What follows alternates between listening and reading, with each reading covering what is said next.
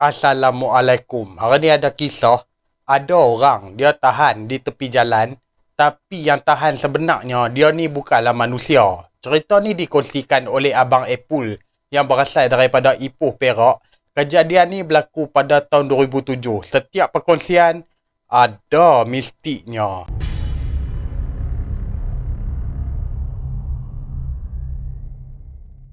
Abang Apple ni setiap kali kalau dia pergi ke sisi, dia ni akan buka MySpace.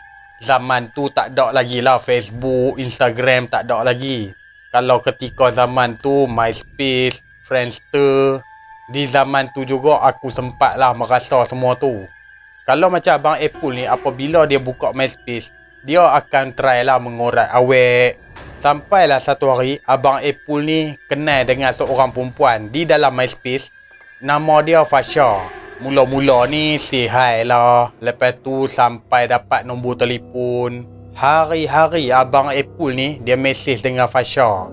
Sampailah satu hari yang si Abang Apple ni bagi tahu dekat si Fasha ajak jumpa.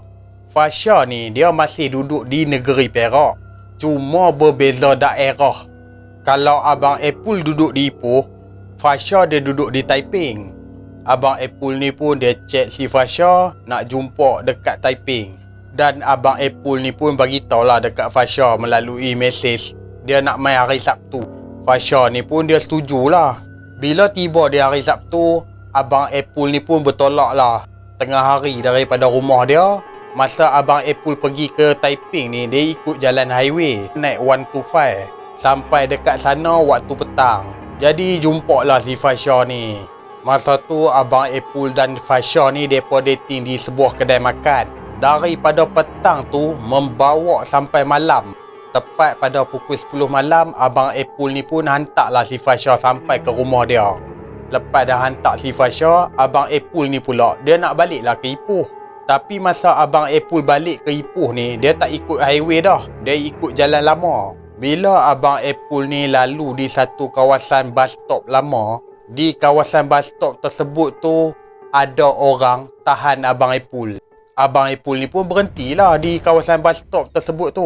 Yang tahan Abang Apple ni seorang pakcik usia dia dalam lingkungan 50-an. Pakcik tersebut ni dia pakai baju kemeja yang labuh. Kalau daripada segi seluar pula, pakcik tu dia pakai seluar selek yang dah lusuh. Di bahagian kaki pakcik tersebut tu pula dia pakai slipper Jepun. Pakcik tu minta tolong dengan si Abang Apple untuk hantar dia di suatu tempat. Tapi dalam masa yang sama juga, Abang Apple ni masih lagi rasa ragu-ragu dengan pakcik tersebut tu. Dah lah waktu malam. Lepas tu pula, pakcik tu sorang-sorang saja duduk di kawasan bus stop. Dengan kawasan tersebut tu gelap. Dalam kepala si Abang Apple ni duk fikir macam mana tau. Pakcik ni mesti ada niat tak baik ni dengan aku. Dalam masa yang sama juga, Abang Apple ni rasa macam kesian dekat pakcik tersebut tu. Lepas tu Abang Apple ni pun tanyalah dekat pakcik tersebut tu, ni nak hantar dekat mana. Pakcik ni pun dia bagi tahu lah, hantar pakcik dekat sekian-sekian tempat lah. Lepas tu Abang Apple ni habaq balik dekat pakcik tersebut tu. Pakcik, kalau saya nak bawa pakcik boleh, tapi lah ni ada sebiji helmet je. Masa Abang Apple hantar si Fasha, Fasha ni bawa helmet daripada rumah. Pakcik tu pun dia merayu-rayu sangat lah dengan si Abang Apple. Adik kalau boleh awak tolong hantar pakcik ya. Pakcik ni tunggu bas daripada petang tadi. Sampai sekarang sebiji bas pun pakcik tak nampak ada lalu di kawasan ni.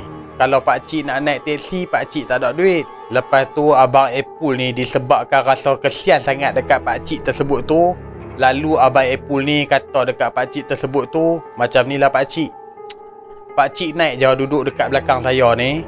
Kalau andai katalah ada polis buat roblok ke, ataupun ada JPJ buat roblok ke, kita harungi sama-sama ya pakcik. Dan pakcik tersebut tu pun dia terima kasih banyak-banyak lah dengan si Abang Apple. Dan Abang Apple ni pun suruhlah pakcik tu duduk di belakang. Pakcik tu pun naiklah motor, duduklah di belakang. Sebelum nak mula ke perjalanan tu, Abang Apple ni tanyalah, ni pakcik nanti nak berhenti dekat mana. Pakcik tu pun dia ada habaq lah dekat sekian-sekian tempat di kawasan ladang sawit. Lepas pakcik tu dah bagi tahu dekat Abang Apple, maka depa berdua ni pun teruskanlah perjalanan. Bayanglah daripada kawasan bus stop sampailah ke kawasan sawit. Anggaran dia lebih kurang 20 km. Sepanjang perjalanan 20 km tu, pakcik yang duduk di belakang Abang Apple ni tak pakai helmet langsung. Masa perjalanan nak pergi hantar pakcik tu, yang bernasib baiknya tak ada roadblock apa-apa lah. Masa dalam perjalanan tu, motor si Abang Apple ni jadi macam berat.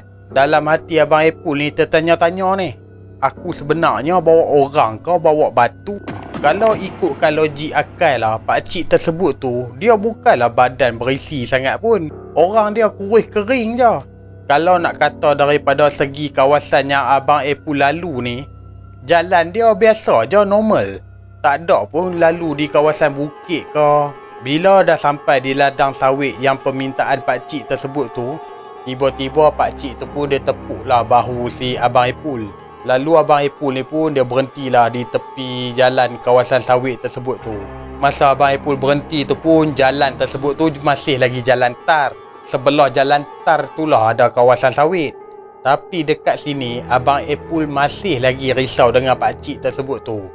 Abang Apple ni dia masih terfikir macam mana tau. Rumah pakcik ni dekat mana? Dah lah kawasan ni penuh dengan sawit je.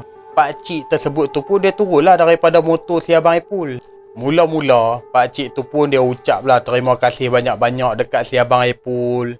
Lepas dia habis ucap je terima kasih dekat si Abang Apple ni, pakcik tersebut tu dia tanya dekat si Abang Apple, "Adik, awak percaya tak hantu?"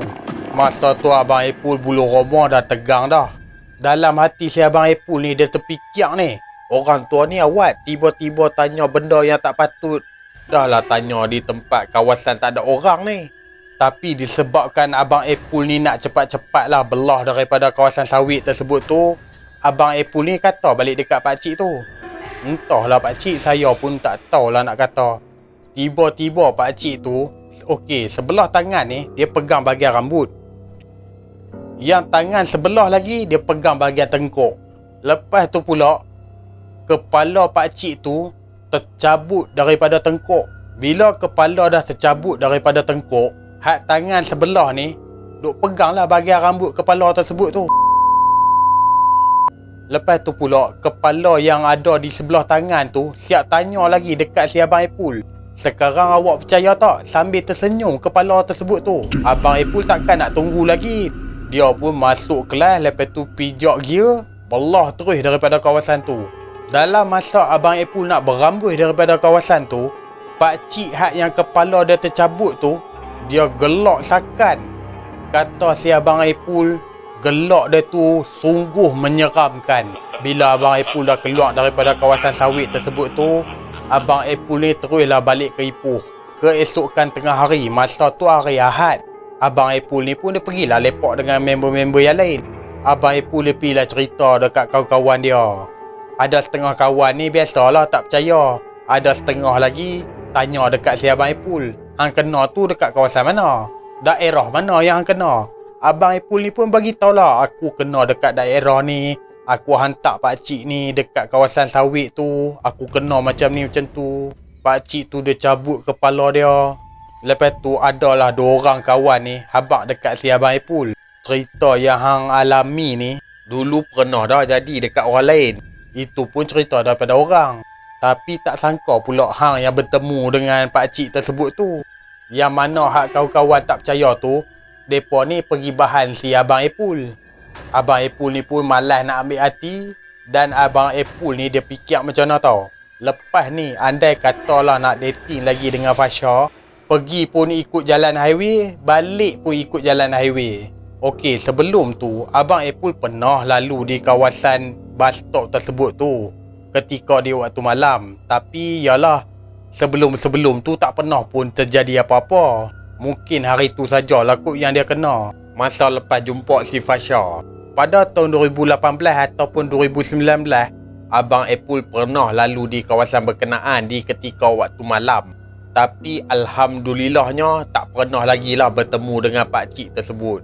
Senang kata seumur hidup sekali lah yang si Abang Apple bertemu dengan pakcik tersebut. Okey, untuk pengetahuan hampa, yang Abang Apple pergi dating dengan seorang perempuan yang nama Fasha tu, Fasha tu dah jadi bini si Abang Apple. Nama pun dah memang jodoh. Okey, sampai di sini saja. InsyaAllah kita akan jumpa di next video. Assalamualaikum.